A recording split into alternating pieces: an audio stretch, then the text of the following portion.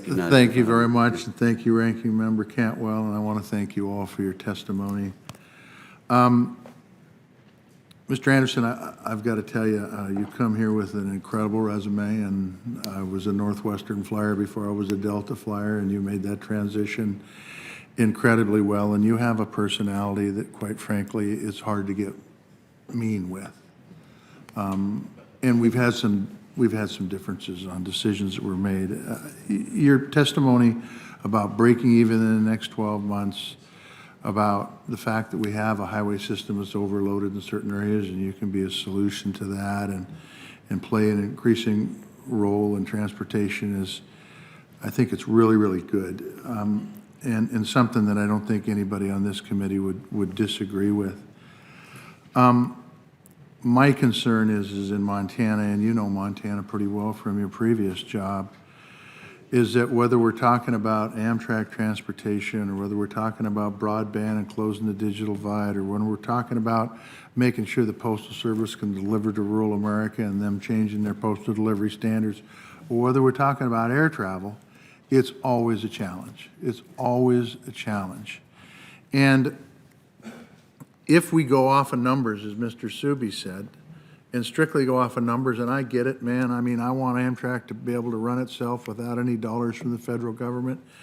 But the truth is, I do think it's bigger than that. And I know your board has given you a charge probably to make this thing run with $0 input from the taxpayer. But I will tell you that as I talk to folks, and I've never ridden a train in Europe, I talked to Max Baucus. He talked about the high-speed train network that's being built in China. Everybody that's been in Europe tells me that those trains are absolutely incredible and something that people gravitate to for their transportation needs.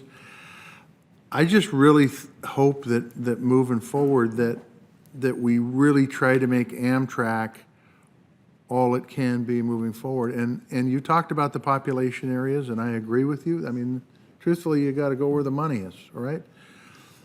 But we can't forget about the rural areas either. And so where I'm going with this, you probably already know, is that in two little small towns that happen to be fairly close to where I live personally, there was a ticket office that was closed. No big deal, except for the fact that in Montana, we don't have broadband. 25% of the places in Montana don't have broadband, so we can't buy tickets online, except for the fact that there is no kiosk in these places, that there's a person there, but they can't sell tickets. And the question becomes for me, if we're not going to leave rural America out, like the Postal Service, like the Postal Service guy, Postmaster General tried to do a few years ago, like we're having this challenge with broadband, how do we make it so these folks in rural areas that, quite frankly, would use the train and have said if we don't have train service, they're not going to use it. And I've talked too much, which really ticks me off. But the truth is that how do we make this work for rural areas?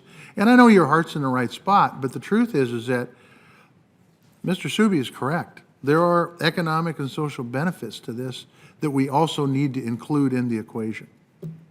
Could you respond to that? I agree with your policy statement. I think that intercity passenger rail can play a really important role in connecting rural America to urban America. There's no doubt about it. We see it across the network, and there is a permanent place for the long-distance network. I just don't think the long-distance network serves a lot of these communities very well, and that we could do a lot better job serving these communities.